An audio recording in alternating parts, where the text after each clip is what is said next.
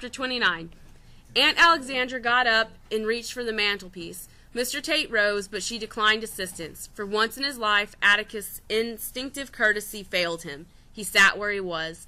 Somehow I could think of nothing but Mr. Bob Yule saying he'd get Atticus if it took him the rest of his life. Mr. Yule almost got him, and it was the last thing he did.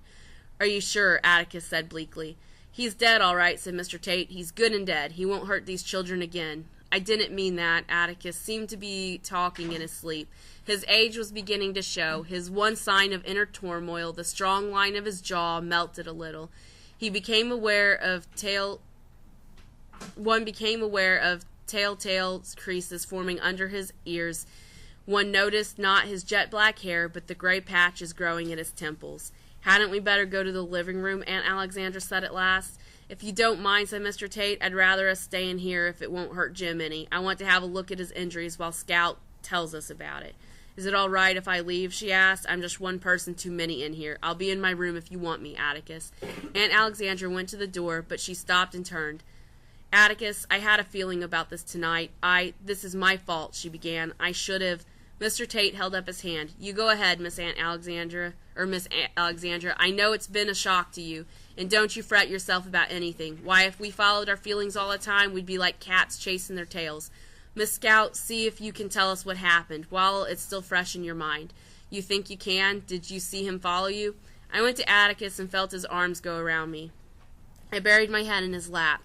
"We started home. I said, 'Jim, I forgot my shoes.' Soon as we started back for him, the lights went out. Jim said I could get 'em tomorrow." "Scout, raise up so Mr. Tate can hear you," Atticus said. I crawled into his lap. Then Jim said, "Hush a minute." I thought he was thinking he always wants you to hush so he can think. Then he said he heard something. We thought it was Cecil. "Cecil?" "Cecil Jacobs. He scared us once tonight, and we thought it was him again. He had it on a sheet. They gave a quarter for the best costume. I don't know who won it."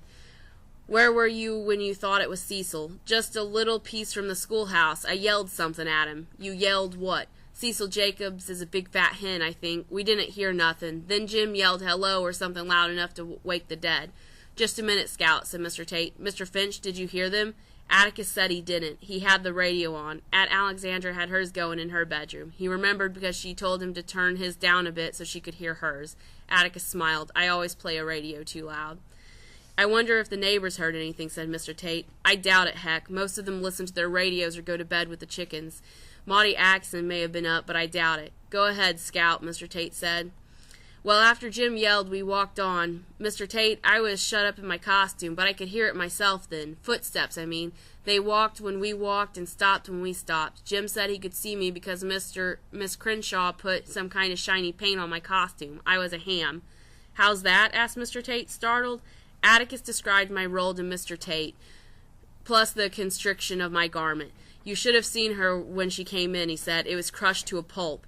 Mr. Tate rubbed his chin. I wondered why he had those marks on him. His sleeves were perforated with little holes. There were one or two little puncture marks on his arms to match the holes. "Let me see that thing, if you will, sir." Atticus fetched the remains of my costume. Mr. Tate turned it over and bent it around to get a good idea of its former shape. "This thing probably saved her life," he said. "Look." He pointed with a long forefinger. A shiny, clean line stood out on the dull wire. "Bob Yule meant business," Mr. Tate muttered. "He was out of his mind," said Atticus.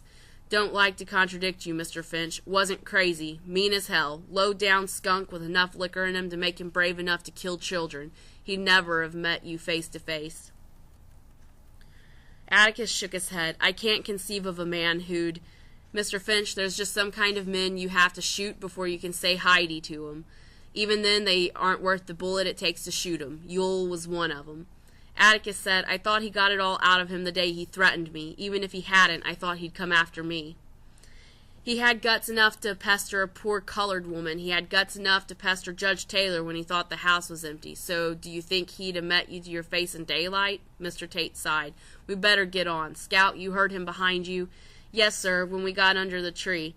"How'd you know you were under the tree? You couldn't see thunder out there." "I was barefoot, and Jim said the ground's always cooler under a tree.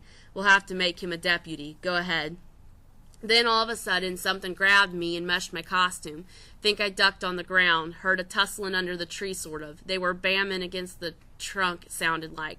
Jim found me and started pulling me toward the road. Mr. Yule yanked him down, I reckon. They tousled some more, and then there was this funniest noise. Jim hollered. I stopped. That was Jim's arm.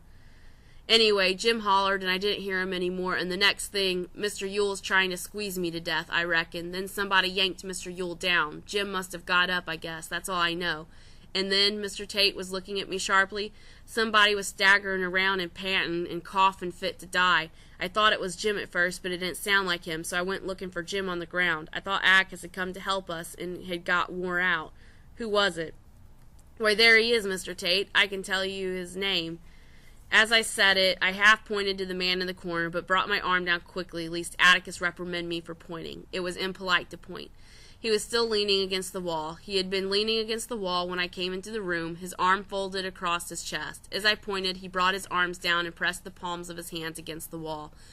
They were white hands, sickly white hands that had never seen the sun, so white they stood out garishly against the dull cream wall in the dim light of Jim's room. I looked from his hands to his sand-stained khaki pants. My eyes traveled up his thin frame to his torn denim shirt. His face was white as his hands, but for a shadow on his jutting chin. His cheeks were thin to hollowness. His mouth was wide. There was shallow, almost delicate indentations on his temples, and his gray eyes were so colorless I thought he was blind. His hair was dead and thin, almost feathery on top of his head. When I pointed to him, his palms slipped slightly, leaving greasy sweat streaks on the wall, and he hooked his thumbs in his belt. A strange small spasm shook him, as if he heard fingernails scrape slate. But as I glanced at him in wonder, the tension slowly drained from his face.